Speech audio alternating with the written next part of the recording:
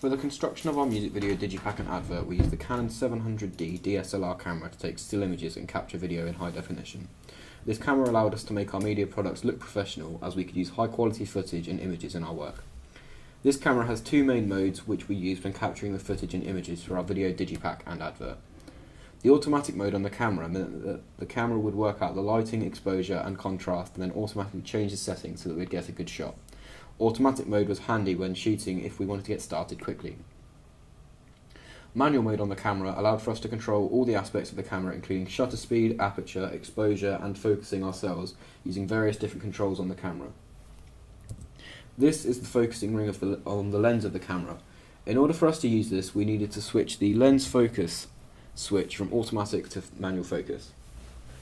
Then rotate the ring around to focus up the shot. Just behind the focus ring is the zoom for the lens, which allowed us to position the camera anywhere and then zoom in to get a better shot.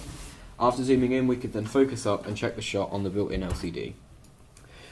We had some issues with both manual and automatic modes on the camera. For example, the white balance and exposure of some of our footage due to putting the camera on automatic caused some of our indoor shots to have a warm yellow look instead of a plain white and clear look. And some of the footage that we shot outside with the camera on automatic looked grainy and low quality due to the sunlight and then the camera picking up a bright background and then choosing a very high exposure. For the construction section of our media project, we used a variety of software to construct the video, Digipak and Advert. For the Digipak and Advert, we used Photoshop Creative Cloud.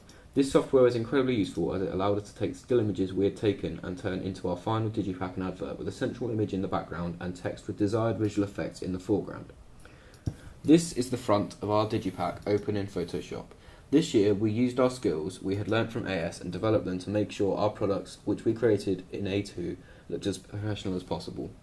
Photoshop, like Premiere Pro, is relatively easy to use once the basics have been learnt, and the Digipak image is made up of several layers shown here on the lower right hand side of the screen.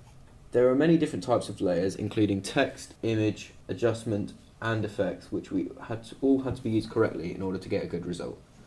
The top layer of our Digipak is a text layer with code align and love like this. These text layers are at the top as we wanted them to stand out and not have any effects on them. Because of this, all of our effects layers are underneath the text, as the effects layer applied to all other layers which are below them in the document.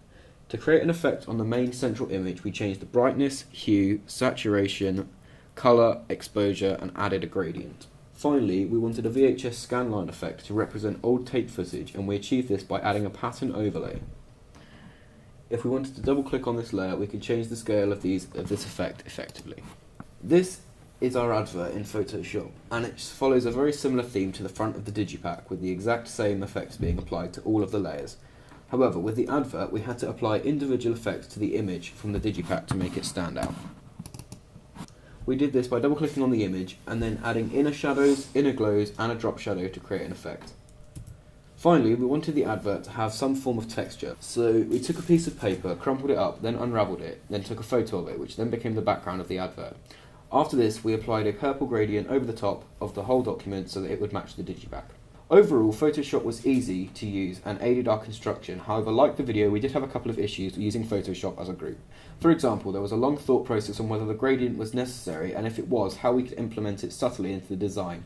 So we spent a lot of time experimenting with controls in the gradients effect panel to make the gradient fit. And secondly, on the computer system, the fonts which we downloaded could only be installed on one Mac at a time. So if we moved Classroom to work on the Digipak or Advert elsewhere, the font would need to be downloaded again and then re-added into Photoshop before we could use it.